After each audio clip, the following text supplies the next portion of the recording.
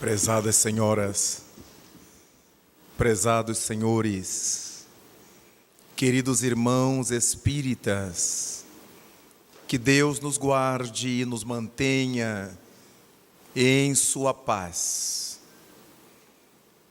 Estamos vivendo no planeta horas de muita comoção. Para onde nos voltamos, qualquer que seja o continente, torna-se abundante o número de desencarnações coletivas, de acidentes naturais ou não, que carregam em sua passagem um número exorbitante de criaturas que adentra o mundo espiritual.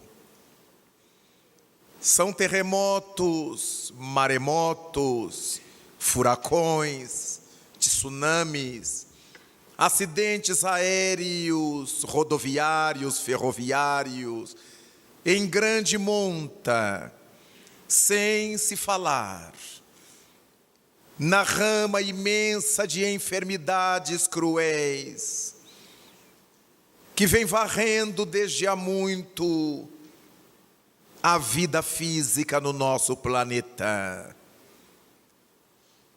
Desde a hanseníase, o Parkinson, Alzheimer, as enfermidades psiquiátricas variadas.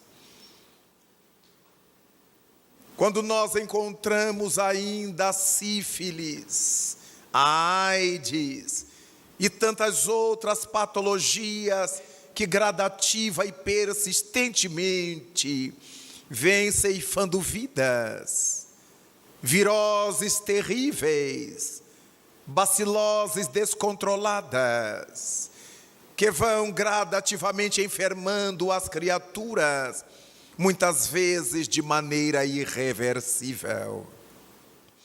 É verdade que, por um lado, todas essas coisas ocorrem sobre o dorso planetário e, por outro lado, falanges imensas de pesquisadores acham-se imbuídas de um ideal humanitário fantástico, internadas em laboratórios, buscando soluções para os problemas das patologias, vacinas, medicamentos, as variadas soluções para um drama que se abate sobre o mundo.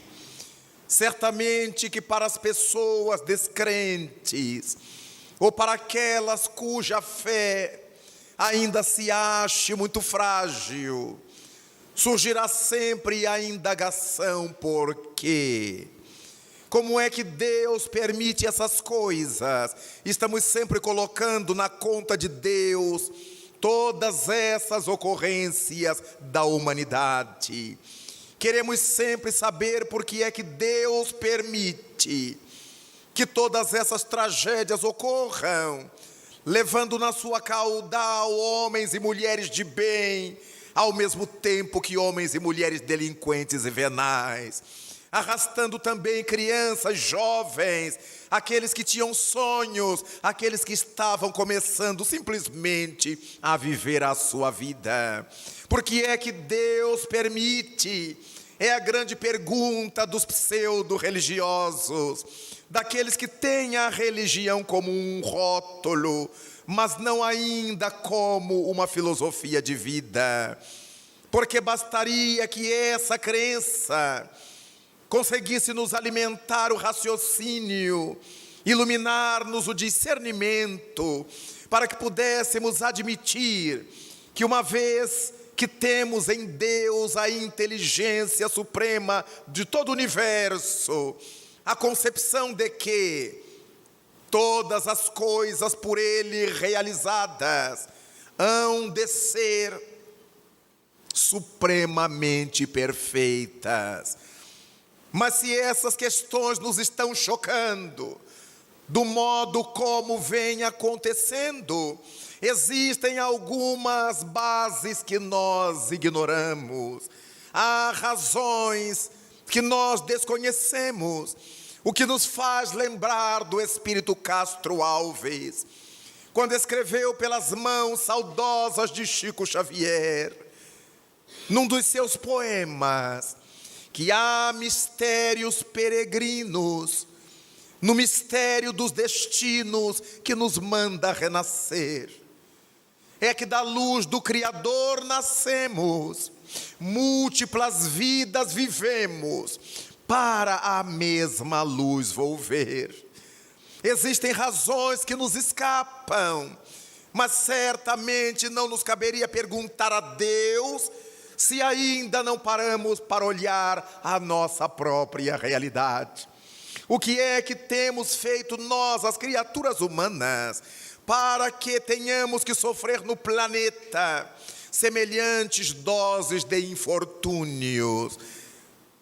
Allan Kardec, o codificador, imbuído desses sentimentos humanos, de perplexidade, diante desses eventos de morte e de dor, também dirigiu ao mundo espiritual a sua pergunta: como é que se pode entender essas desencarnações em massa, levando na sua caudal, no seu bojo, tantas criaturas, dedicadas ao bem, dedicadas ao mal, ainda que, segundo ele, seja mais fácil compreender a morte de um indivíduo, a enfermidade de um indivíduo, torna-se muito complexa para a maioria das mentes entender essas mortes coletivas.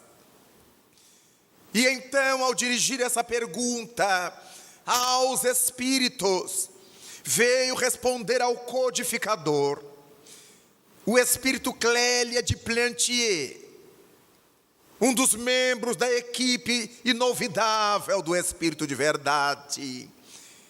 E na sua mensagem, Clélia de Plantier, conforme encontramos em o livro Obras Póstumas, nos fala desses flagelos coletivos e nos dá uma verdadeira aula, explicando-nos passo a passo o processo como ele se dá. O que ocorre, ensina a benfeitora, é que cada indivíduo pode cometer desatinos contra a consciência cósmica, contra a sua própria consciência, em 3 níveis gerais. O indivíduo pode cometer desatinos e impropriedades como indivíduo, ele a sós. E neste caso, nós encontraremos, por exemplo, o indivíduo que carrega um vício, o tabagista, o alcoólatra, que vai destruindo o seu próprio corpo, aquela criatura de maus pensamentos, o irritável, o violento, o mentiroso, todas essas suas degenerescências se refletem sobre si mesmo. Ele realiza males sobre si mesmo. É ele a sós que procura realizar todo tipo de problemas que pode realizar. Ainda quando ele enderece esses problemas aos outros, é ele a sós que está realizando. É natural que dentro das leis de causa e efeito, esses indivíduos voltem em futuras ocasiões, carregando problemas individuais. É compreensível que o tabagista de ontem possa reencarnar-se hoje, trazendo asma, bronquites, cânceres, problemas gastrointestinais, em virtude dos vícios por ele usados no passado, e que ao degenerar-lhe o organismo, consumindo uma dose exagerada de fluido vital antecipou-lhe a morte. E por isso ele entrou no mundo espiritual na condição de suicida. Compreenderemos que o alcoólatra de ontem, por ter destroçado gradualmente o seu sistema neurológico, o seu sistema gastrointestinal, retorne agora com úlceras pépticas, com úlceras duodenais, com úlceras gastrointestinais, com cânceres nessas zonas, na traqueia, na garganta. É natural que renasçam com distúrbios neurológicos, com perturbações nervosas, em razão dos malefícios que o álcool causou-lhe à estrutura neuropsicológica. E ele então regressa ao corpo físico, imprimindo no novo corpo físico as vibrações, as frequências vibratórias que carrega no seu corpo espiritual. Ele a sós. Tanto um quanto o outro poderão renascer em famílias que os amem, que os eduquem, mas não poderão impedir que eles sofram essas patologias em caráter individual. Por mais que a mãe ou o pai os amem, não poderão viver no seu lugar as próprias dores que trouxeram. Então, o indivíduo que se equivocou ontem contra si, contra a vida, contra a sociedade, renasce agora com limitações em si. Aqueles que mentiram renascem hoje sob o impulso da mentira que usaram em malefício de terceiros. Por onde passam, por mais verdadeiros que sejam, na nova encarnação ninguém os acredita. Ninguém os crê. Quando se casam, a mulher não acredita nele, o marido não acredita nela, os amigos não acreditam neles. Parece que eles estão fadados a uma descrença continuada de parte de todas as pessoas. Quando sofrem e o dizem, ninguém acredita. Acham que eles estão exagerando. Se estão esmolando nas ruas, ninguém os acredita. Ninguém acha que de fato estejam precisando. É que esses indivíduos, de tanto que acumularam energias envenenadas pelo vício de mentir, na nova encarnação, estão liberando essas energias envenenadas da mentira. E as pessoas que se aproximam deles registram esse fluido de mentira que liberam. E por mais que a pessoa seja honesta agora, ninguém os acredita. É uma expiação. Aqueles que fizeram mau uso do intelecto, se achando os mais espertos, os mais notáveis, gargalhando da idiotia coletiva ou da ignorância alheia, retorna agora para espiar em caráter individual o que fizeram. Estudam, por exemplo, tornam-se pessoas intelectuais, gabaritadas profissionalmente, mas ninguém lhes dá emprego. Nas empresas, eles sabem tanto que a empresa não lhes pode pagar um salário compatível, então não os contratam. Em outras empresas menores, eles não teriam acesso, porque o nível em que eles estão não pode ser por eles ocupados, tem que ser ocupado por alguém no nível mais inferior.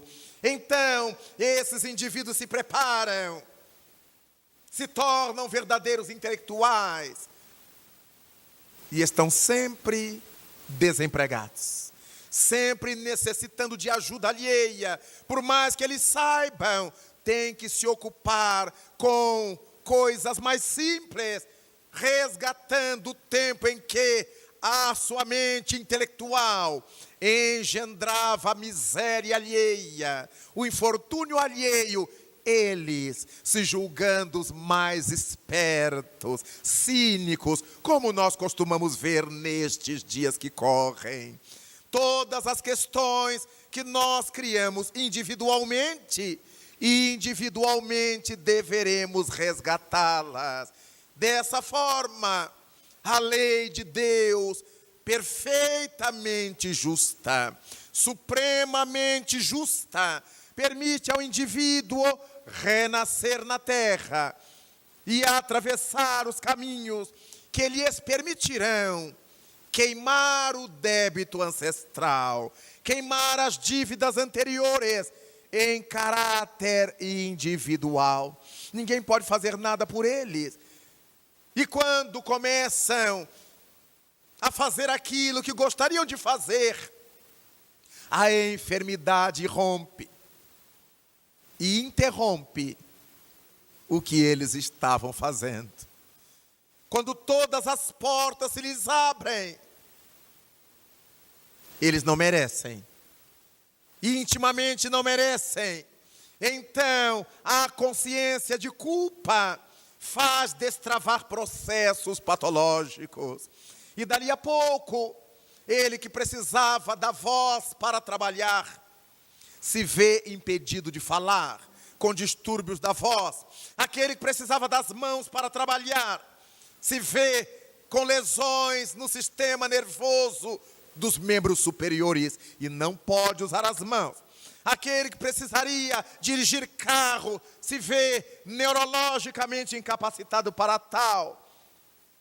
Porque aquele que deve volta ao mundo para se reajustar. Recentemente, tive ensejo de ouvir uma das mais belas entrevistas que pude ouvir nos últimos anos. Pessoalmente, eu estava diante do notável ex-pianista brasileiro, o nosso João, que hoje é maestro. João Carlos, maestro. João Carlos Martins, maestro de orquestra, conversava conosco numa empresa a qual prestávamos serviço, a respeito da história de sua vida como pianista. Ele disse-nos que resolveu tornar-se pianista em homenagem ao seu pai. Porque seu pai, contou-nos, nascido numa das vilas do norte de Portugal, na região do Porto, desde cedo trabalhava junto à família para a manutenção da vida material. E aos 11 anos de idade, já trabalhando, todos os dias ia até a cidade, levar as encomendas, trazer as encomendas, e invariavelmente passava pela casa de uma professora de música que ensinava piano. E quando ele passava, a professora estava ensinando aos alunos a arte de tocar piano. E o pai, ainda criança, sempre parava à frente da janela e ficava olhando a professora lecionar piano aos seus alunos. Ficava ali algum tempo, depois seguia em direção ao sítio para dar conta dos compromissos. Tantas vezes isso aconteceu, que esse menino ficou conhecido da professora de piano, que foi muitas vezes perguntar quem ele era, de onde vinha, o que desejava, porque parava ali. E conheceu-lhe a história e ele disse: pois então, já que a sua paixão é estudar piano, eu vou lhe dar aula de piano de graça. Marcou o dia para começar. E o menino correu para o sítio, enlouquecido de felicidade. E disse ao pai, o avô de João Carlos Martins, sobre tudo o que lhe havia acontecido. O pai exultou, mas porque ele trabalhava no sítio, num setor de moendas. poucos dias antes de começar as aulas de piano, uma das máquinas devorou-lhe os dedos. E o pai cresceu sem os dedos e nunca pôde tocar piano. João Carlos se deu conta dessa história de seu pai e resolveu estudar piano em homenagem a ele. E estudou piano. E estudou o quanto pôde. E tornou-se, como sabemos, um dos maiores pianistas do mundo, realizando concertos em todos os países e continentes. Um homem vitorioso, até que começou a sofrer de lesões no sistema nervoso que controla as mãos. Primeiro, a mão direita ficou lesionada. Não podia mais usá-la. Começou a desenvolver-se com a mão esquerda.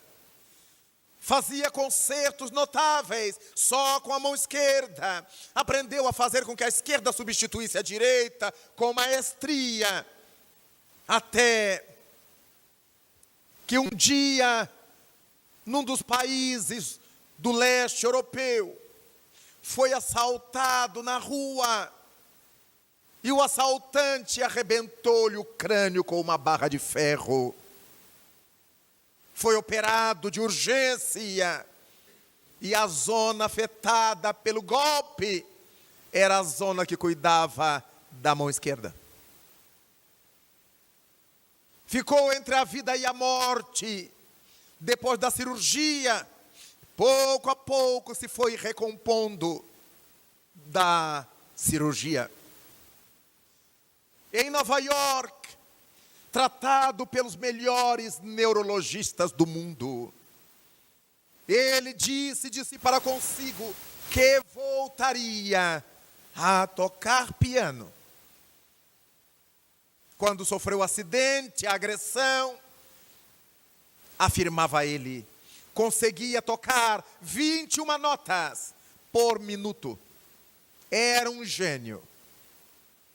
Depois de muitos meses de tratamento, quando já conseguia mexer a mão esquerda, conseguia tocar uma nota por minuto. Quando conseguiu, um ano depois, dar 2 notas por minuto, reuniu seus melhores amigos para que o vissem dar 2 notas por minuto. E os amigos, de sorriso amarelo, contava João Carlos, foram em homenagem a ele, acreditando que ele nunca mais voltaria a tocar. 2 anos depois, ele estava tocando, após a violência do golpe da cirurgia, as 21 notas outra vez ao piano. E começou a dar concertos e retomou os concertos. Mas apareceu-lhe uma enfermidade neurológica na mão esquerda. A princípio, os médicos puseram uma placa que o ajudaria nos movimentos. Mas depois os dedos começaram a sangrar. E a única saída para que ele não sentisse tamanha dor foi seccionar-lhe os nervos. E definitivamente, ele não poderia mais acionar as mãos para tocar piano. Entrou em pânico interior. Era o que ele sabia fazer, era o que ele amava fazer. E na noite em que ele dormiu nesse desespero, com a notícia de que nunca mais ele poderia voltar ao piano, porque seus feixes nervosos haviam sido seccionados para que ele não sentisse tanta dor, ele teve um sonho com um dos notáveis maestros do mundo desencarnado, Zubin Mehta. E no sonho, Zubin Mehta lhe dizia: se tu não podes tocar piano, aprende a reger. E quando ele acordou de manhã, às 8 horas da manhã, ele estava à porta do professor de regência e começou a aprender regência. Com as mãos atrofiadas, tocando com um dedo só as teclas, ele se tornou um notável maestro, porque tinha todas as músicas de memória, como as tem. E um dia começou numa favela da cidade de São Paulo a dar aulas de música a alguns dos jovens pobres da favela. Até que um deles, ao final, se aproximou e lhe disse: professor, eu precisaria que o senhor me emprestasse 10 reais para que eu pudesse comer e voltar para casa. Tenho fome, professor, e não tenho dinheiro sequer para voltar para casa. E João Carlos se sentiu chamado naquele momento e disse ao jovem: eu vou trabalhar com vocês para que nunca mais vocês tenham que pedir 10 reais emprestados. E resolveu formar uma orquestra com os jovens pobres da favela em São Paulo. Hoje, ele tem uma orquestra com esses jovens. Orquestra que já foi com ele a Nova York, tocar no Carnegie Hall, em várias salas importantes da Europa.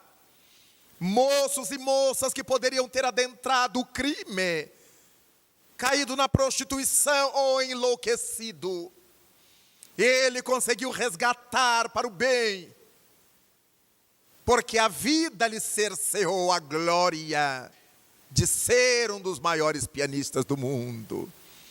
Nesse evento ao qual me refiro, ele levou 4 jovens moças dessa sua orquestra, 3 tocando violino, uma contrabaixo, e foram momentos de tamanha emoção, de tamanha sensibilidade, que não resistimos às lágrimas, de ouvir aquele homem contar a sua história de lutas, de dificuldades, com lances hilariantes, com lances comovedores, para que ele chegasse a entender que Deus queria dele alguma coisa mais do que ter sucesso e glória.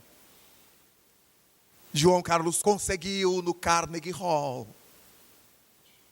com um dedo, tocar o hino nacional brasileiro com a sua orquestra de jovens em todos os ritmos do Brasil. Colocou o DVD para que nós o assistíssemos. E chegamos às lágrimas novamente. O poder da vontade de se superar. Na medida em que ele foi sendo podado, a divindade foi mostrando o caminho que ele poderia seguir. Quantos outros se teriam suicidado? Quantos teriam entrado no alcoolismo de desgosto?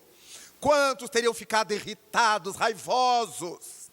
Ele foi servir ao bem, depois de uma faculdade onírica, da mediunidade onírica, de ele ter tido um sonho com um amigo falecido. Se não podes mais tocar piano, aprende a reger. E na manhã seguinte, ele estava à porta do professor de regência. O indivíduo comete erros individualmente, resgata-os individualmente. Continua um homem alegre, jovial, espirituoso, de coração aberto.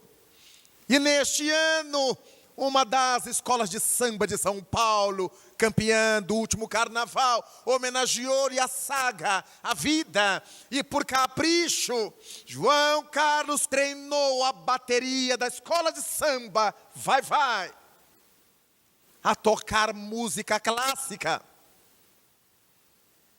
ensinou as passistas da escola de samba a dançar na avenida música clássica,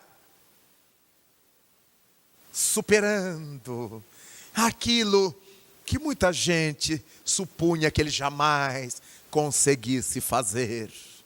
Porque eu conheci pessoalmente, tornei-me apaixonado por essa alma, por essa vida, na certeza de que eis um caso de superação reencarnatória, em que ele veio para resgatar o que devia à vida e fez muito mais. Não apenas resgatou o que devia à sua consciência, quanto resgatou da miséria moral e da miséria material a um centenar de criaturas jovens que ele retira da favela de Heliópolis para brilhar no mundo como profissionais da música. Como nós podemos converter um limão numa limonada? Como podemos fazer de aquilo que nos faz sofrer motivo de bênção, de vida, de glória para outras pessoas? Mas Clélia de Plantier, depois que estabelece que nós poderemos cometer erros individualmente, e por causa deles nos tornamos responsáveis individuais, ela nos diz que poderemos cometer desatinos contra a vida junto com o nosso grupo familiar. A família nos ajudando, nós ajudando a família a fazer tolices na vida. Quantos casos aprendemos assim? Quantos exemplos vemos no nosso cotidiano? Filhos que cometem crimes e são acobertados pelos pais, que pagam os advogados mais venazes para culpar inocentes e defenderem seus filhos criminosos, cheios de glória mundana. Espertos, porque conseguiram driblar a sociedade, driblar a lei. Quantos são os membros de uma família que cometem crimes em conjunto? Pai, mães, filhos, traficam drogas, matam, furtam, roubam, assaltam a família inteira, de mão armada, ou nos postos de mando e de poder do mundo. Tornam-se criminosos, tornam-se assaltantes, tornam-se venazes. E o tempo passa, regressam ao mundo dos espíritos, tomam contato com a miséria que derramaram sobre os próprios caminhos e sentem a necessidade de voltar para resgatar com a sociedade os erros que cometeram em grupo familiar. Voltam todos no mesmo tronco genético. E todos nós conhecemos famílias inteiras em que todos são cardíacos. Todos têm câncer aos 40 anos de idade e desencarnam. Todos têm paralisia quando entram na adolescência. Os rapazes, em algumas famílias, as moças, noutra família. Até irem para a cadeira de rodas e muitos vão a óbito. Quantos são os membros de uma só família que carregam a propensão ao Parkinson, Alzheimer? A família toda tem hanseníase, a família toda tem hipertensão, a família toda. E nós nos perguntamos, de onde vem isto? A voz materialista dirá, é tolice, não tem nada a ver com reencarnação, e isso é genético. Mas a reencarnação não diz que é genético. Tudo que nos alcança na reencarnação, nos alcança via genética. Temos é que nos indagar se há tantas famílias no mundo onde esse problema não existem, por que é que o Criador da vida nos pôs nesse tronco genético, onde tais problemas sucederão? Por causa dos nossos débitos morais, por causa dos nossos comprometimentos. Então reencarnamos numa família da qual herdaremos geneticamente aquelas misérias orgânicas, aqueles problemas de saúde que precisamos, que merecemos ter em nós. Daí, aqueles que cometeram desatinos em conjunto, retornam para resgatá-lo em conjunto familiar. Quantas vezes a família renasce sem qualquer problema de saúde, mas não consegue ganhar dinheiro. Os pais desde cedo trabalhando em subserviços, em subempregos. E desde cedo os filhos os têm que ajudar. E para isso são retirados da escola. E para isso não têm acesso às facilidades sociais. E renascem para esse tipo de expiação em sociedades nas quais os governos não dão a mínima importância, onde a frieza social parece ignorá-los, exatamente para que eles tenham espaço para resgatar o débito que contraíram com a vida, com a sociedade. Nós nos perguntamos, por que razão essas coisas acontecem? Por que determinada criança nasce filha de alcoólatras e por causa disso é portadora de um monte de deficiências, por causa do alcoolismo dos pais? E nós nos perguntaríamos, como é que Deus faz uma coisa dessa? Por que deixa os alcoólatras terem filhos dessa forma? Porque esses filhos que nasceram dos alcoólatras são os alcoólatras de ontem, que precisam resgatar através do lastro que eles próprios viveram em outras experiências. Por que é que nascem filhos de aidéticos, portadores do vírus? E por que é que nascem filhos de aidéticos liberados do vírus? Naturalmente, temos que convir aqueles que vêm para ajudar a família a crescer e aqueles que vêm para ajudar a família a sofrer. Dessa forma, começamos a compreender os problemas de saúde física, de saúde social, pelos quais passam aqueles que devem no conjunto da família. Toda família padece de uma maneira mais intensa, menos intensa, de conformidade com a responsabilidade de cada um. Daí, começamos a entender que as coisas que ocorrem na existência planetária não são casuais, elas são causais. E quando cada indivíduo vai quitando a parte que lhe cabe na tormenta, vai conseguindo se libertar, vai conseguindo estudar, sair daquele contexto, tratar da saúde, mudar-se de cidade, mudar-se de realidade sociomoral. Na medida em que vai se libertando da dificuldade.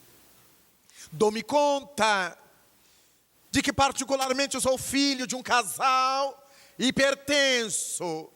A minha genitora desencarnou quando eu contava 4 anos de idade, tão hipertensa que era, que sofreu um insulto cardíaco e desencarnou sem chance de receber socorro hospitalar.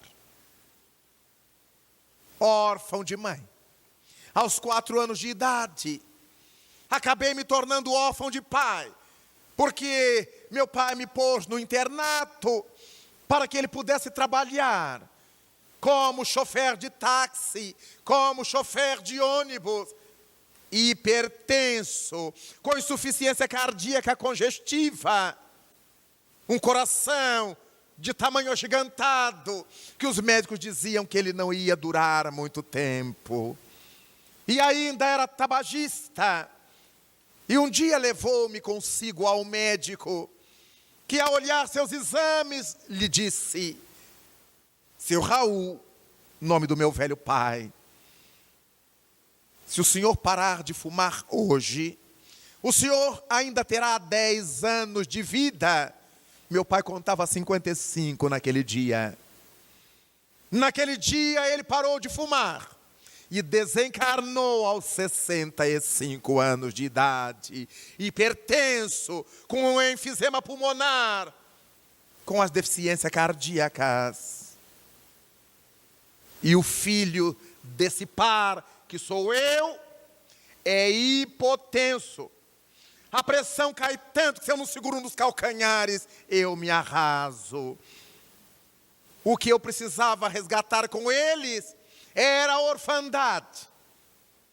Pelo mau uso da família, pelo desrespeito à família, pelo desrespeito à mãe, que eu teria vivido em outra oportunidade, mas não a patologia em si. Do meu pai herdei a bronquite, que nunca consegui curar. Desde o nascimento, aquela criança tinha asma, tinha bronquite. E naqueles idos há 60 anos, quando faleciam as possibilidades farmacológicas, éramos tratados com beberagens caseiras, com xaropes e com simpatias, que eram verdadeiramente antipatias. Porque se fazia com a criança toda sorte de loucuras para tentar extirpar a bronquite. O que fizeram comigo era para que eu tivesse ódio da humanidade. Naturalmente, o tempo me foi ensinando, e o conhecimento espírita de mais tarde, porque é que eu nasci nessa realidade, onde os meus irmãos não tinham afinidade comigo, onde minha mãe tivera que voltar ao além na minha primeira infância, quando meu pai, embora encarnado, não me podia dar assistência. Então, verdadeiramente, meu débito era viver a falta da família biológica, para que eu tivesse olhos para a minha família espiritual, sem deixar de querer bem a família consanguínea. Os erros que cometemos como indivíduos, resgatamos como indivíduos.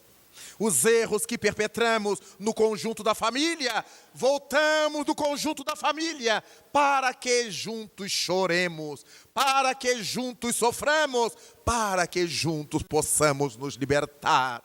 Mas há outra gama de crimes, de erros, de desaires, que cometemos no conjunto social. Imaginemos uma sociedade onde todos alimentem preconceitos contra negros, contra gays, contra prostitutas, contra brancos, contra amarelos, contra baixos, contra gordos. Porque há preconceitos quanto a tudo. Daí então, aquela sociedade se encaixa numa necessidade reeducativa coletiva. Muitas vezes, quando conversamos com os vizinhos, os amigos, os parentes, a respeito de determinado preconceito, jamais alguém se confessa preconceituoso. Mas pela maneira como trata das questões, lemos nos seus discursos o preconceito. Em diversos locais que tive a oportunidade de visitar para fazer as pregações espíritas, confrades meus, confrades nossos, que diziam me amar de paixão, na hora de me apresentar, disseram: aqui nosso irmão Raul, preto de alma branca, porque para prestar alguma coisa tem que ser branca. Se o corpo é preto, a alma é branca. Eles não imaginavam a carga de preconceito que colocavam nessa imagem. Eu os olhava, compreendia a questão e tocava a bala na palestra espírita, deixando que o tempo conseguisse ensinar o preconceito que eles carregavam na alma. Pouco a pouco, Um dia, recentemente conversando com uma liderança espírita, uma senhora, e na conversa lhe disse de alguns companheiros que me procuraram na sua aflição da experiência homossexual. Eram pessoas dignas, trabalhadoras, mas vivendo a sua luta interna. E ela me olhou assim aparvalhada e disse: mas no espiritismo existem homossexuais? Eu digo: o que é que a senhora acha? O rótulo, a crença, a fé não resolve os nossos enigmas interiores. Cada qual reencarna com as suas lutas. Há homossexuais no materialismo, no ateísmo e nas várias religiões. Porque não tem nada a ver uma coisa com a outra. É uma questão psicológica, emocional, afetiva, que nada tem a ver com a nossa coloração religiosa. Mas porque a pessoa acha que é uma patologia, é alguma coisa feia, é alguma coisa cruel, então os espíritas não podem ser, os espíritas não podem ter. E eu sempre pergunto por quê? Há outros que me perguntam: o que é que o irmão acha? A gente deve deixar homossexuais dar passes? Porque elas estão pensando no homossexual que diz que é. Elas estão pensando no homossexual que mostra que é. Mas a grande maioria não mostra que é e ninguém sabe que são. Então nós temos que fechar o centro espírita, já que a gente não sabe quem é, já que não há uma tarja, um carimbo, um sinete, alguma coisa. Porque a hipocrisia humana não tem religião. Ela está espalhada em todos os estamentos. Preconceitos.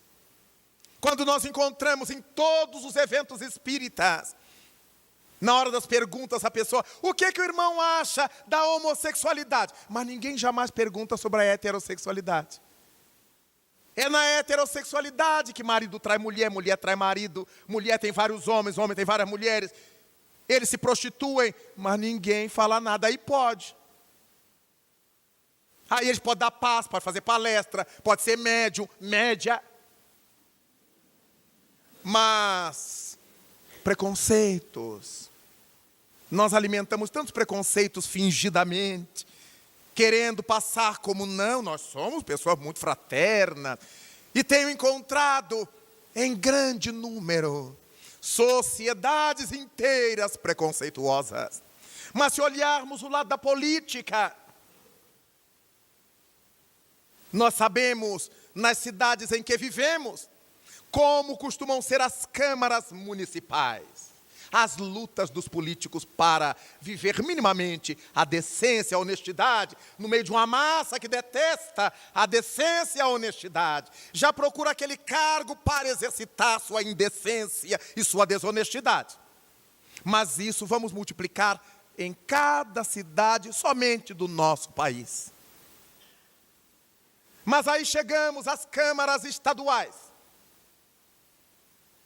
E vamos descobrir em cada estado o mesmo esquema. E chegamos ao centro do poder do nosso país. E descobrimos que em torno de todos esses donos de cargos, que são venais, que são cínicos, que são larápios da sociedade, que lançam mão indevidamente do erário, a quantidade de bajuladores, de assessores que não comparecem, que não trabalham, que não fazem nada, mas que ganham salário, se achando super espertos. Multipliquemos isso nas nossas cidades, nos nossos estados, no nosso país, e verifiquemos se não dá para compor um outro país só com esse pessoal. Então, na hora que nosso Senhor, o Criador, decidir passar por sobre o nosso país um eletroímã ou um psicoímã, vamos dizer assim, com a missão de arrebatar todos os mentirosos, vai sobrar muito pouca gente. todos os espertalhões, vai sobrar muito pouca gente.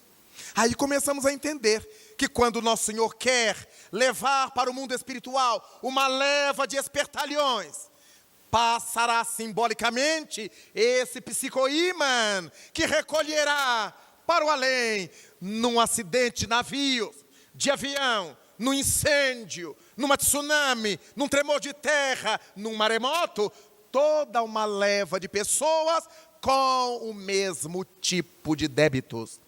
Não que tenham feito a mesma coisa, mas que estão em curso no mesmo artigo: preconceito, furto social, exploração humana, pornografia política.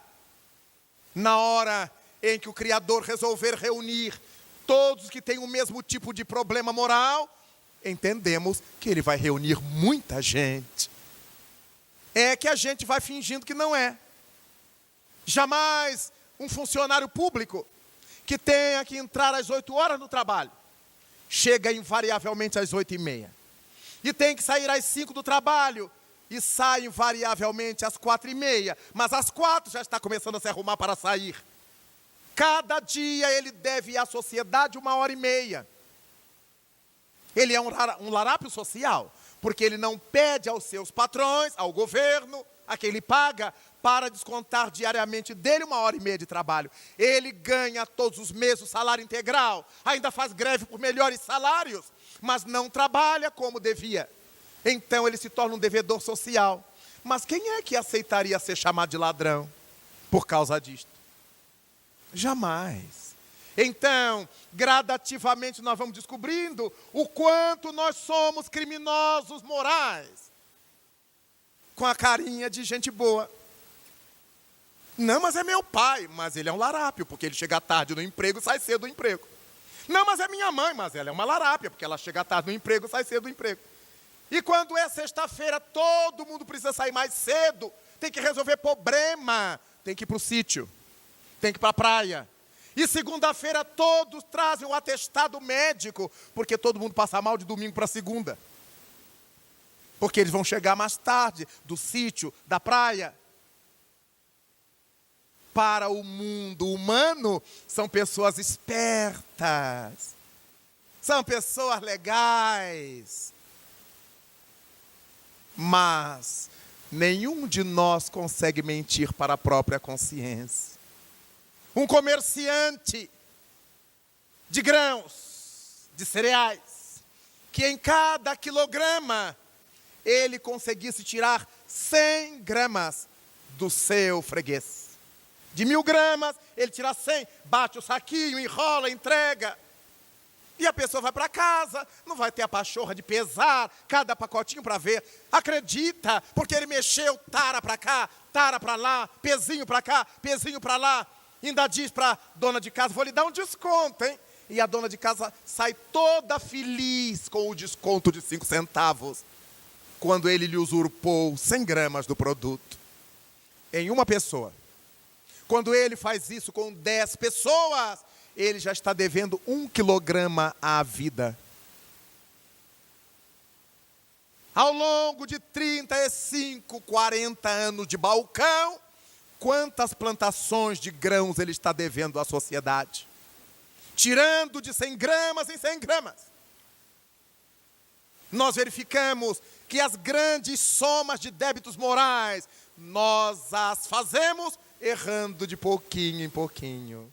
Costumamos dizer: mas é só hoje. Bobagem. Mas amanhã nós repetimos a mesma frase: é só hoje, mas já foi ontem. Ao final do ano nós estamos dizendo: é só hoje, mas já foi o ano inteiro.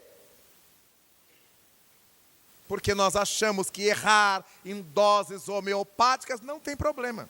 O problema é um grande erro. Só que as gigantescas montanhas são produzidas de grão a grão de areia. Os mares agigantados, os grandes oceanos são feitos gota a gota d'água. Então, esses erros que a gente vai cometendo todo dia, um pouquinho, porque é só hoje e é só um pouquinho, ao longo da existência, nós teremos contraído uma dívida imensa, cada um de nós e todos nós.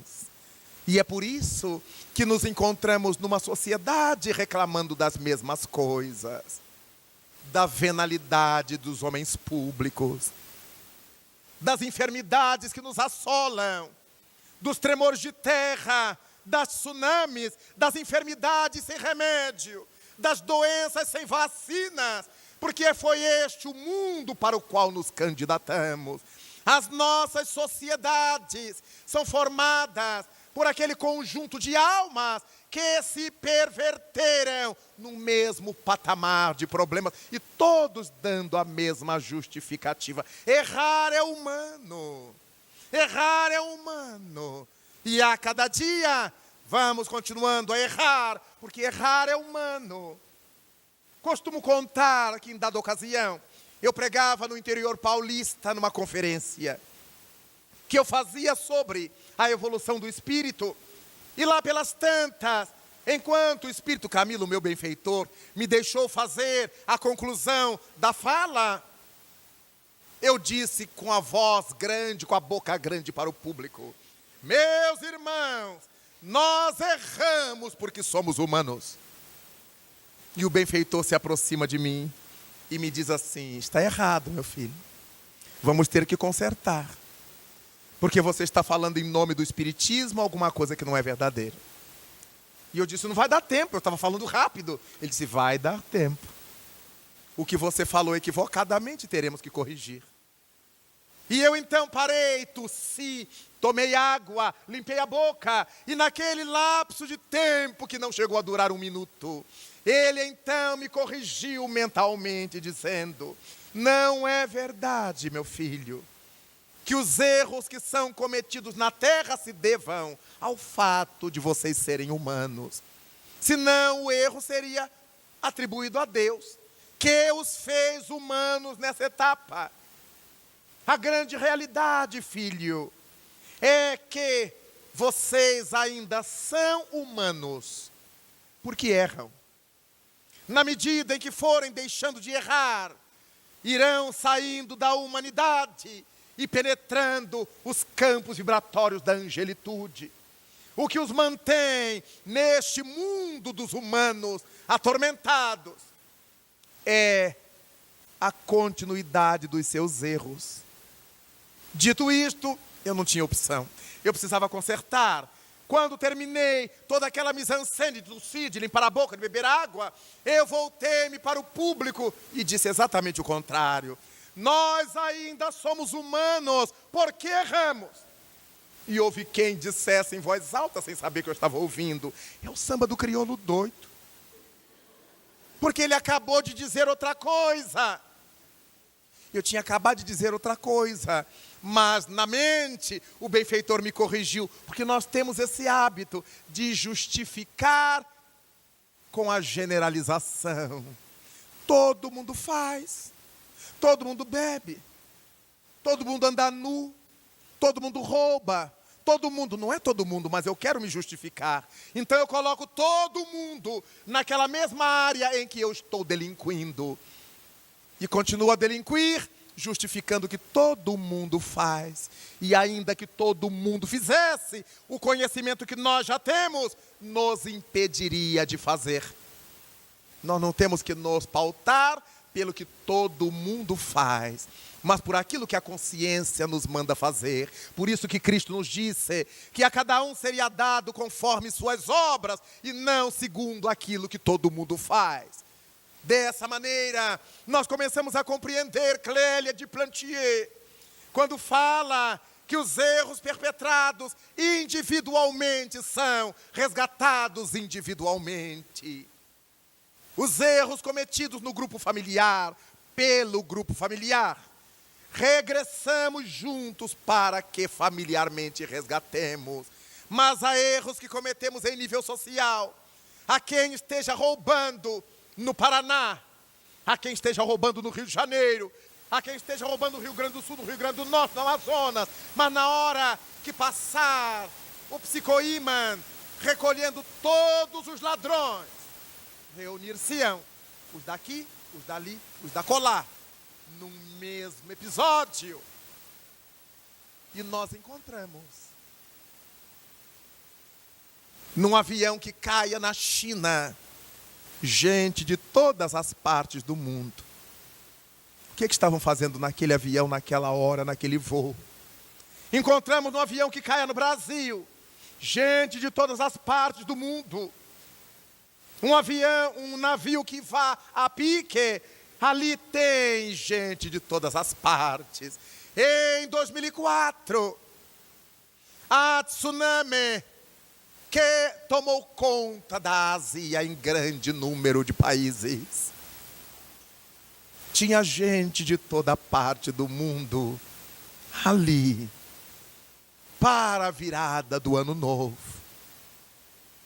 Gente que nunca mais voltou para os seus países de origem.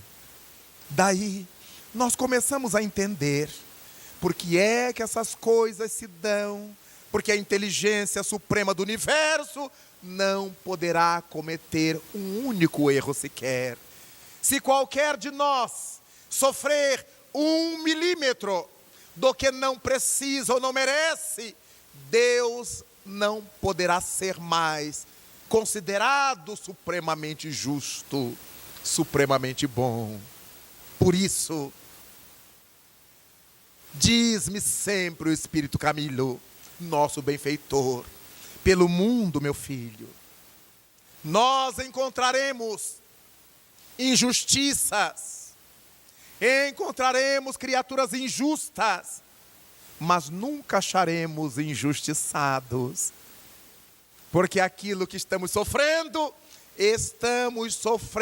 por alguma razão, com o fito de nos libertar da culpa, da responsabilidade, dos danos que causamos à própria consciência. É dessa forma que há pessoas injustas, há injustiça nas leis, na mão dos legisladores, dos operadores da justiça, mas quem está sofrendo tudo aquilo, resgata, diante da própria consciência e da consciência cósmica, os delitos perpetrados contra a própria consciência e contra a consciência cósmica.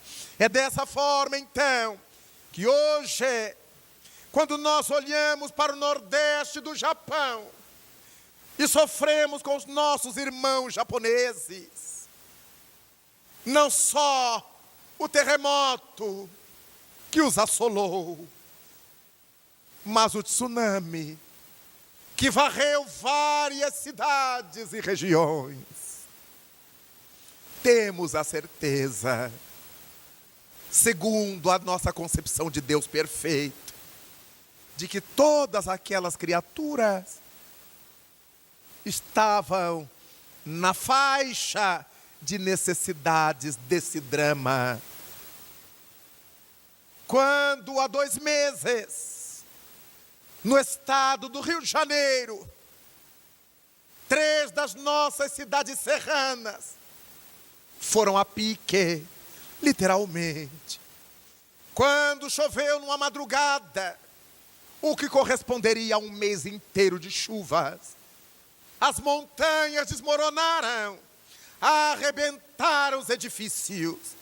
E quem não morreu soterrado e correu para as ruas, morreu afogado, porque por causa da chuva os rios encheram. Não havia para onde escapulir. Como é que nós vamos imaginar que tudo isso se tenha dado por acaso? Tudo isso estava dentro de um planejamento. No entanto, no meio daqueles escombros da tragédia, um dos meninos adolescentes foi levado 4 quilômetros de sua casa, batendo nas pedras, arrebentado pelos galhos de árvore, até parar num determinado lugar. E quando amanheceu o dia, foi encontrado por quem vistoriava a região, com o rosto literalmente arrebentado, mas vivo. Porque ninguém paga o que não deve, ninguém sofre o que não precisa. Ele resgatou o choque traumático que precisava, mas não era o momento de perder o corpo. Quantos encontram na queda de aviões um bebê que escapou, o corpo mais frágil, o único sobrevivente? Dessa forma, vamos encontrando as respostas da vida para diversos dramas da vida que a princípio nós não sabemos responder. Na década de 1970, no aeroporto de Orly, na França, um Boeing incendiou no ar quando começava a aterrissar. Enquanto os comandantes avisavam a tripulação sobre o que estava acontecendo e como é que deveria orientar os passageiros, uma das comissárias de bordo abriu a porta da cabine do piloto e olhou para os passageiros. Ela foi a única que se salvou do avião que caiu incendiado. E ela narrará depois a uma revista. Ela olhou todos os passageiros e os viu como se fossem corsários. Eles estavam vestidos como se fossem corsários, os piratas do mar. E ela então desmaiou quando o avião bateu no chão. Foi a única sobrevivente. Desencarnaram políticos do Brasil, como Filinto Miller, artista do Brasil. Tanta gente que morreu naquele avião que se dirigia à França, mas que não chegou a pousar com segurança. Cabe-nos a nós, neste exato momento de nossa vida, perguntarmos-nos o que é que nós estamos semeando para colher daqui a pouco. Porque se a cada um será dado conforme suas obras, como disse Jesus, quais têm sido nossas obras de hoje? Será que eu estou cometendo desatinos e justificando que todo mundo os comete? Será que eu estou usurpando o semelhante, acreditando que eu seja mais esperto do que ele e que isso vai ficar desse jeito mesmo? Quantas são as pessoas que estão construindo patrimônio de riqueza no mundo às custas da escola pública de má qualidade, da saúde pública que não existe, da casa popular que nunca se constrói? Quantos estão fazendo viagens internacionais de luxo, estão comprando terras, ajuntando haveres que vão ficar no mundo e enodoando a própria consciência? Quantas são as esposas de homens venais que sabem que a família está enriquecendo graças ao roubo de seu companheiro, mas elas estão gostando porque viraram madames? Elas agora se vestem em Paris, se vestem em Roma, em Nova York. Que se dane a sociedade. Os filhos alheios, os seus, estão estudando fora do Brasil, estão fazendo intercâmbios caros, estão nas melhores escolas, graças ao roubo que elas sabem que os seus companheiros estão perpetrando. Como é que uma mulher resiste a isso com a sua sensibilidade? É natural que ela volte depois, dividindo com os filhos o que cata na lata do lixo, para restituir paz à consciência, para ter tranquilidade na alma. Todos terão que voltar. Homens doentes tendo que manter a família, mulheres enfermas tendo que criar a prole, pais e mães saudáveis carregando nos braços filhos aleijados, filhos lesionados, tetraplégicos. hemiplégicos, autistas, esquizofrênicos, macrocéfalos, microcéfalos, hidrocéfalos, porque todos nós que erramos aqui, teremos que voltar aqui para nos acertar, porque o criminoso sempre volta ao local do crime. É dessa forma que encontramos na doutrina espírita uma razão a mais para vivermos melhor, para não irmos nessa história de que temos que ganhar e lucrar aqui. Porque o Espiritismo nos prega, nos ensina que nós não vamos morrer. Sairemos dos corpos sem que saiamos da vida. Apenas desencarnaremos, mas teremos que voltar à terra, à escola. E tomara que não convertamos a terra escola em uma terra penitenciária, em uma terra presídio, porque ela será para nós aquilo que tenhamos feito dela na nossa dimensão terrestre. Por tudo quanto já sofremos hoje, sabemos que está tudo isso amarrado ao que fizemos ontem. Se não está bom, tratemos de realizar hoje uma melhor sementeira para o futuro. Porque, de acordo com as falas de Jesus, a sementeira é livre para nós, mas para nós será obrigatória a colheita. Tudo quanto hoje estivermos semeando, exatamente esses frutos teremos que colher mais tarde.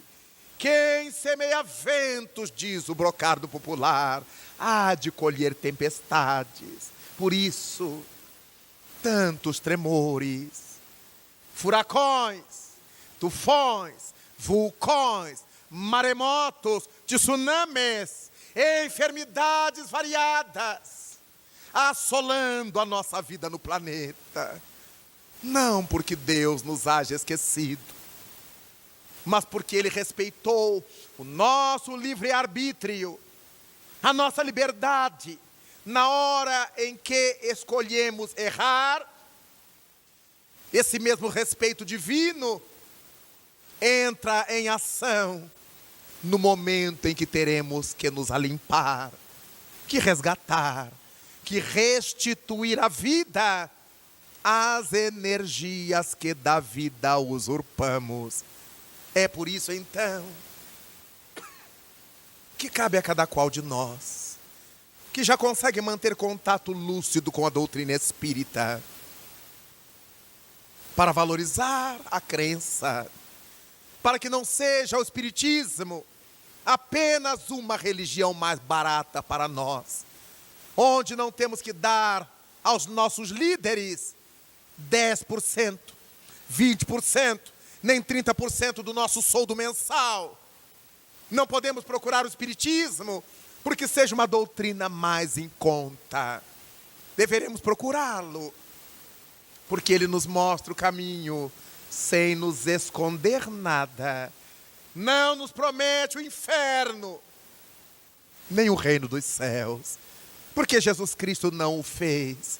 Disse que a cada um seria dado conforme suas obras. Disse-nos Jesus que o reino dos céus não tem aparências externas, não está do lado de fora. O reino dos céus está dentro de cada um de nós. E se podemos desenvolver em nossa consciência esse estado de plenitude, de harmonia íntima, que chamamos de reino dos céus, em verdade dentro de nós também está o inferno. Quando vivemos em contraposição às leis de Deus, quando resolvemos driblar o nosso semelhante e nos passar por espertos, com certeza podemos enganar as pessoas durante um tempo, mas ninguém consegue se enganar a si mesmo, porque temos que dormir e acordar conosco, sabedores do que fizemos. Quantas vezes tratamos as pessoas com beijinhos, com abraços, com tapinhas nas costas, com sorriso. Não é porque tenhamos por elas consideração, é porque estamos com algum interesse, alguma fisgada que vamos lhe dar à frente. É por isso que o Livro dos Espíritos nos diz que Deus não vê as coisas que nós fazemos.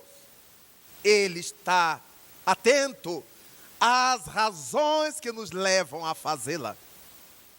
Daí, são as nossas intenções que contam.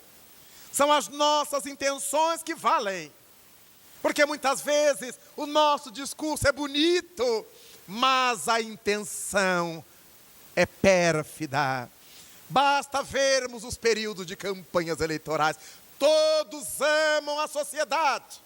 Beijam crianças sujas, abraçam senhoras e senhores mal cheirosos, mendigos, todos que podem representar votos. E depois nunca mais deseja saber deles. Não os recebem jamais e se tornam senhores feudais da sociedade. Eles mentiram de caso pensado. É o pecado contra o Espírito que as traduções de São Jerônimo nos trouxeram como pecado contra o Espírito Santo. Jesus Cristo nos houvera dito: todos os pecados vos serão perdoados, menos aqueles cometidos contra o Espírito, ou segundo a tradução, contra o Espírito Santo. Mas que erro é esse, que pecado é esse, para o qual não há perdão? Se Cristo nos ensinou por seu turno a que perdoássemos não 7 vezes, mas 70 vezes 7 vezes. É que aqueles erros que nós cometemos por ignorância, a nossa consciência aceita o perdão dos outros. As pessoas dizem: eu lhe perdoo, eu sei que você não fez por querer. E nos sentimos confortados com essa compreensão, com essa indulgência, com esse perdão. Mas aqueles erros que nós cometemos de caso pensado, ninguém nos pode perdoar. Só a gente. Só a nossa própria consciência. Por isso é que não há perdão dos outros para com os erros cometidos contra o Espírito. Aqueles que a gente sabe que está fazendo, mas por se achar esperto, ou por ser bom, ou por ser cruel, levamos à frente e cometemos.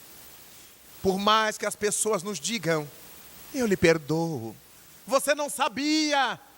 Nós sabemos que sabíamos. É por isso que ninguém nos pode perdoar. É por isso que para esses tipos de erro não há perdão dos outros, não há perdão de fora. Tem que haver o perdão da própria consciência. Allan Kardec, no livro O Céu e o Inferno, escreveu então: não basta que nos arrependamos dos erros cometidos, há necessidade da expiação. Temos que devolver a vida às energias que dela usurpamos. Não adianta eu ficar com remorso, arrependido dentro de minha casa, quando as pessoas a quem eu feri estão se danando na vida. Cabe me resgatar. Se eu estou encarnado, eu vou até elas. Peço que me perdoem. Se danifiquei alguma causa, trabalho para reconstruir, para aliviar minha consciência de culpa.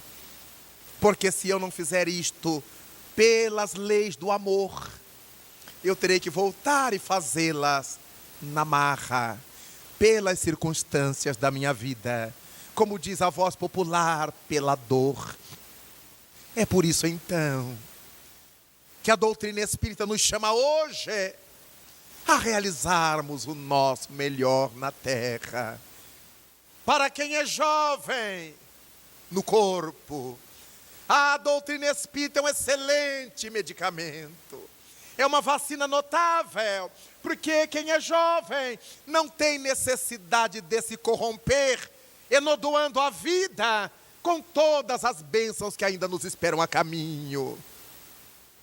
Para quem está no meio da estrada, o Espiritismo é uma bênção, porque nos ensina a viver marido e mulher, a experiência do respeito recíproco, da amizade, do companheirismo. Ajuda-nos a criar os filhos na pauta das leis do bem, da dignidade, da decência, dizendo-lhes sempre: meu filho, quando um não quer, dois não brigam. É melhor o covarde em casa do que o corajoso morto. Ensinar a eles que não tem que revidar o mal com o mal, como propôs Jesus. Não considereis o mal, não retruqueis contra o mal. E o Espírito Emmanuel, por Chico Xavier, dizendo: o mal não merece respeito em tempo algum. Ensinar aos filhos a trazer seus dramas para lavar nas águas da família. Conversarmos em casa, nada de resolver na rua. Se vier chorando para casa, vai apanhar. Se apanhou na rua, bata na rua. Porque hoje não se briga de mão, se briga de revólveres. Então, se quisermos manter nossos filhos, temos que ensinar-lhes a manter as próprias vidas. Não pela covardia moral, mas pela coragem moral de silenciar na frente da treva e viver em paz. Para aqueles que já passaram da juventude, da madureza e que estão na idade avançada dos anos, o Espiritismo é uma bênção, porque nos ajuda a repensar, a reconsiderar os caminhos que trilhamos. Aqueles que envelheceram na pauta do bem, quantas alegrias, quantas bênçãos, quantas dádivas. E é essa experiência que passaram aos filhos, aos netos, aos mais jovens. Mas aqueles que fizeram da vida um tormento, e agora na fase dos cabelos brancos, sentem o peso desse tormento. É excelente oportunidade para refletir, pedir perdão a Deus e fazer alguma coisa de boa, aconselhando aos mais jovens, aos filhos, aos netos, aos bisnetos, aquilo que não devem fazer, explicando-lhes os caminhos tortuosos que seguirão e que não devem ser imitados, porque o mau exemplo não pode servir de exemplo a ninguém. Dessa forma, o Espiritismo, em qualquer fase de nossa existência, nos alcança e nos traz luz, para que possamos não apenas passar pela terra como um peso morto, mas que consigamos aqui realizar a nossa melhor sementeira. Não nos importe se alguém nos disser que o Espiritismo é coisa do demônio. Mentira. O demônio não nos poderia ensinar a amar a Deus acima de todas as coisas e ao próximo como a nós mesmos. O demônio jamais nos ensinaria a não fazer mal aos outros e buscar o bem. O demônio jamais nos ensinaria a ser pessoa digna, autorrespeitável, responsável pela própria existência. Então, como o Cristo nos disse que se conhece a árvore pelos frutos, não acreditemos em discursos, verifiquemos os frutos daqueles que estão falando para nós. A mensagem de Jesus não pode se converter numa muralha de divisões entre nós. Não importa qual seja a nossa religião formal. Se somos espiritistas, umbandistas, evangélicos, católicos romanos, taoístas, budistas, judeus, o que importa é o bem que nós fazemos. E o Espiritismo resume isso, não dizendo fora do Espiritismo não há salvação, mas sim fora da caridade não há salvação. Qualquer que seja a nossa crença ou a nossa descrença, façamos o bem. Há tantos materialistas que dizem ser ateus, que também não creem em Deus, não acreditam no Deus que as religiões lhes apresentaram, mas estão trancafiados no laboratório pesquisando para a humanidade. Estão trancafiados numa sala de pesquisas para diminuir as agruras do mundo, para produzir medicamentos, alimentos, maquinário, uma vida melhor. Esses homens e mulheres, por mais que se digam ateus ou materialistas, estarão a serviço de Deus, ainda que não saibam, ainda que disso não se deem conta. Quando encontramos tantos que batem no peito se afirmando religiosos, usurpando o semelhante, extorquindo o semelhante, fazendo mal ao semelhante, o que corresponde a fazer mal a si mesmo. Logo, os rótulos pouco importam. O que importa é a essência. É por isso que Deus não vê propriamente o que fazemos, o que dizemos. Vê o que sentimos, o que está em nossa alma, quando fazemos ou quando dizemos isso e aquilo. É por esta razão, queridos irmãos, que nesta noite, quando aqui nos reunimos para essa confraternização de almas, em torno dos ensinamentos do túmulo vazio, dos ensinamentos da veneranda doutrina espírita, cabe-nos olhar para os céus e agradecer a Deus por todas as bênçãos, por nosso trabalho, por nossa família, por nossa saúde, por essa esteira de astros que sobre nossa cabeça brilha. Agradecer a Deus porque podemos enxergar, ouvir, caminhar. Agradecer a Deus pelas oportunidades de aprender na terra, com nosso juízo bom, perfeito, os melhores caminhos para nos libertar da nossa própria ignorância. O Espiritismo, então, corresponde ao retorno de Jesus entre nós, com uma outra linguagem, com uma nova coloração, com uma interpretação racional, para que nós não creiamos apenas com o sentimento, mas ajuizemos, avaliemos com a razão, porque a fé inabalável, escreveu Allan Kardec, só é aquela que pode encarar a razão face a face, em todas as épocas da humanidade. É por isso que o Espiritismo não nos chama somente a sentir, mas a pensar e a viver. Agradecidos então ao nosso Pai e ao nosso Mestre, Jesus. A eles nós diremos de tudo que vai em nosso coração, da nossa alegria, da nossa gratidão.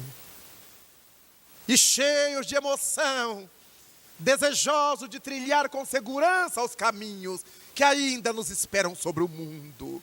Apesar de todas as lutas, dos embates, da família difícil, do emprego complicado, da saúde periclitada, conscientes de que algo fizemos à vida para que a vida nos responda dessa maneira, nós então nos daremos as mãos e pediremos a Cristo que venha ter conosco em nosso meio, já que Ele nos disse que onde se encontrassem 2 ou mais reunidos em seu nome, Ele aí estaria.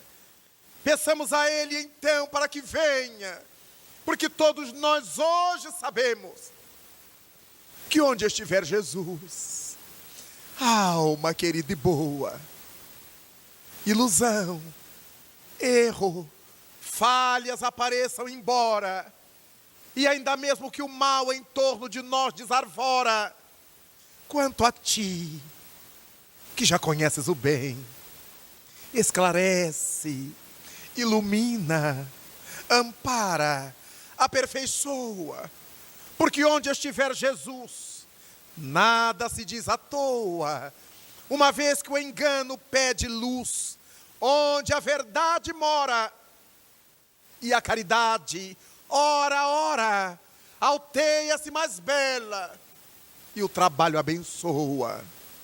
Onde estiver Jesus, ainda quando te vejas humilhado, sozinho, nas desfigurações, nas calúnias do caminho, Inflama-te de amor. Amor que em todo tempo e lugar é sol ardente, é sol fecundo. Onde estiver Jesus, eis que o Mestre espera de ti a bondade, o perdão, a renovação, a paz, a fé sincera, para a glória da vida e para a redenção do nosso mundo. Muito obrigado, Pai da vida. Muito obrigado, Cristo amado. Muito obrigado, senhores.